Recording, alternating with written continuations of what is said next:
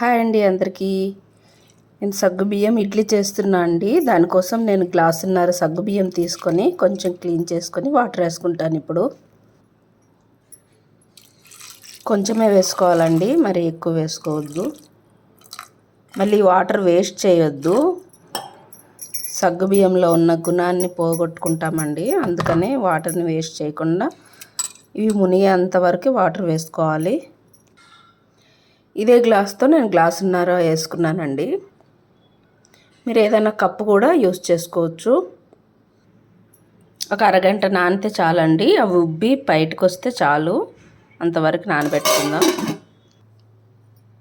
Next వచ్చేసి రవ్వ fry చేసుకోవాలండి. దానికోసం కడాయి పెట్టేసుకున్నాను. కొంచెం నెయ్యి వేసుకుందాం, ఆవాలు వేసుకుందాం. ఆవాలు బాగా చిటపటలాడాలి. కొంచెం శనగపప్పు, కొంచెం మినపప్పు. ఇవి కొంచెం వేగాక జీలకర్ర వేసుకుందామండి.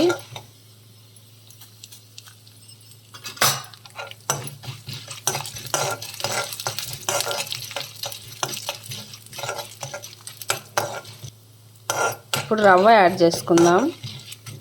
ఇదిగోండి గ్లాసున్నర రవ్వ. దీన్ని బాగా ఫ్రై చేసుకోవాలి సిమ్లో పెట్టుకొని. రవ్వ ఎంత ఫ్రై అయితే అంత బాగుంటుందండి, గుమగుమలాడిపోతుంది. ఇది ఇన్స్టెంట్ ఇడ్లీ అండి. ఎప్పుడైనా సరే టిఫిన్కి ఏం చేయాలి అని ఆలోచించే లోపల ఇది చేసుకోవచ్చండి ఈజీగా. సగ్గుబియ్యం ఇంట్లో ఉంటే చాలా సాఫ్ట్గా ఉంటుంది. నేను ఆల్రెడీ ట్రై చేసి ఈ వీడియోని చేద్దామని చేస్తున్నానండి. ట్రై చేశాను, చాలా బాగుంది. మీకు కూడా చాలా బాగా నచ్చుతుంది. తప్పకుండా ట్రై చేయండి. ఇది ఒక 10 మినిట్స్ అలా ఫ్రై చేసుకోవాలి. రవ్వ ఎందుకు ఫ్రై చేసుకోవాలంటే కొంచెం జిగురుదనం వచ్చేస్తుందండి. ఇలా ఫ్రై చేసుకోవడం వల్ల బాగా వస్తుంది ఇడ్లీ, అందుకోసం ఫ్రై చేసుకోవాలండి. చూసారుగా రవ్వ ఎంత బాగా ఫ్రై అయిందో, నేతిలో బాగా ఫ్రై అయిందండి. మంచి గుమగుమలాడే స్మెల్ వస్తుంది. స్టవ్ ఆఫ్ చేసేసుకుందాం. ఇది కొంచెం చల్లగా అయిన తర్వాత అందులో యాడ్ చేసుకుందామండి. దీనికోసం పెరుగు తీసుకుందాం. సేమ్ ఇదే క్వాంటిటీ అండి. పెరుగు 1.5 కప్పు. ఈ 1.5 గ్లాస్ తీసుకుంటాను నేను. మీరు కప్పులో కనుక అయితే కప్పు కొలత పెట్టుకోండి. అండి సగ్గుబియ్యం నానిపోయింది. ఇప్పుడు రవ్వ యాడ్ చేసుకుందామండి. చల్లగా అయిపోయింది రవ్వ.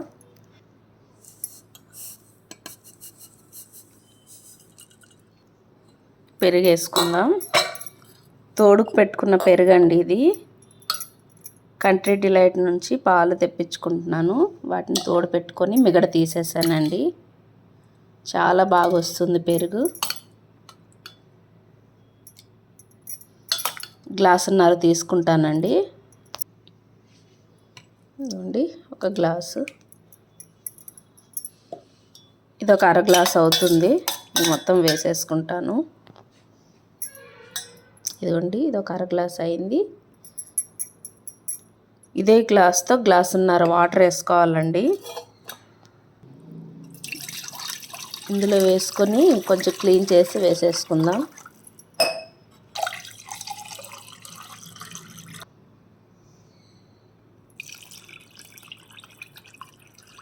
ఇంకొక హాఫ్ గ్లాస్ వేసుకుందాం.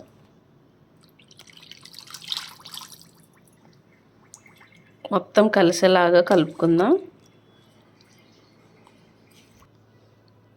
తగినంత సాల్ట్ వేసుకొని కలుపుకుందాం.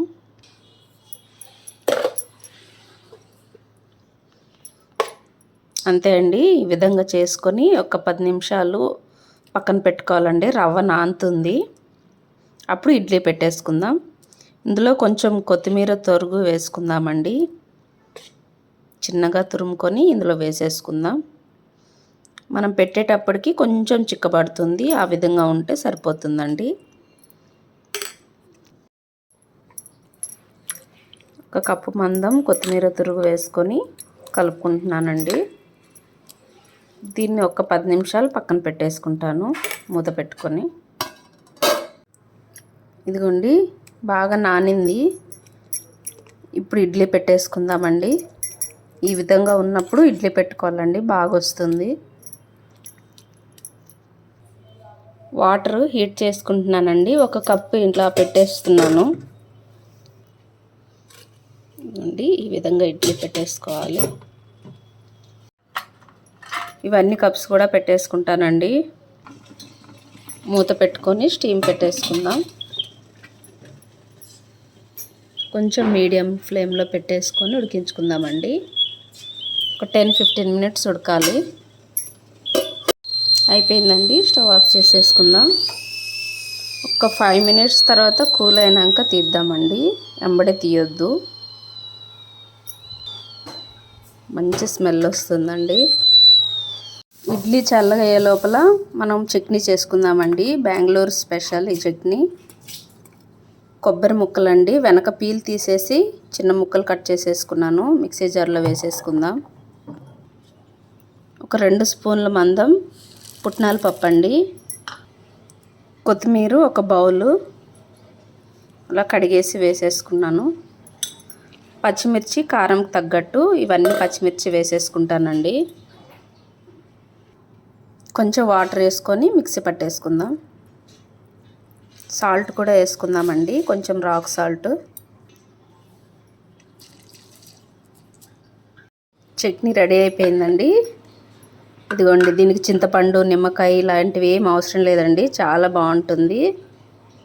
ఇదిగోండి, డైరెక్ట్ ఇలాగే తినేయాలండి, బాగుంటుంది. మీకు నచ్చితే కనుక పోపు వేసుకోండి, నేనైతే పోపు వేసుకోవట్లేదు. ఇదిగోండి, చట్నీ చాలా టేస్ట్గా ఉందండి. సాల్ట్ కూడా సరిపోయింది. ఈ విధంగా చేసుకోండి, చట్నీ చాలా బాగుంది. ఇడ్లీ చల్లగా అయిపోయిందండి, తీసేసుకుందాం. వేడి మీద తీస్తే ఏంటంటే కొంచెం జిగురు జిగురుగా ఉంటుంది, సరిగ్గా రాదు. ఇప్పుడు తీస్తే బాగా వస్తుందండి. తీసి చూపిస్తాను. కొంచెం స్పూను వాటర్ తడిపెట్టుకోవాలండి, తడిపెట్టుకొని తీసుకోవాలి. ఇదిగోండి, ఇడ్లీ సర్వ్ చేసుకున్నాను. చట్నీ వేసుకుంటానండి. స్మెల్ అయితే సూపర్ అండి, చాలా బాగుంది. ఇదిగోండి, చాలా సాఫ్ట్గా ఉంది.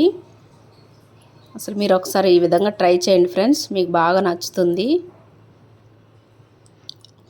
అసలు సూపర్ టేస్ట్ అండి. దీని కాంబినేషన్ బాగుంది. చట్నీ ఇదే ఫస్ట్ టైం నేను ట్రై చేయడం.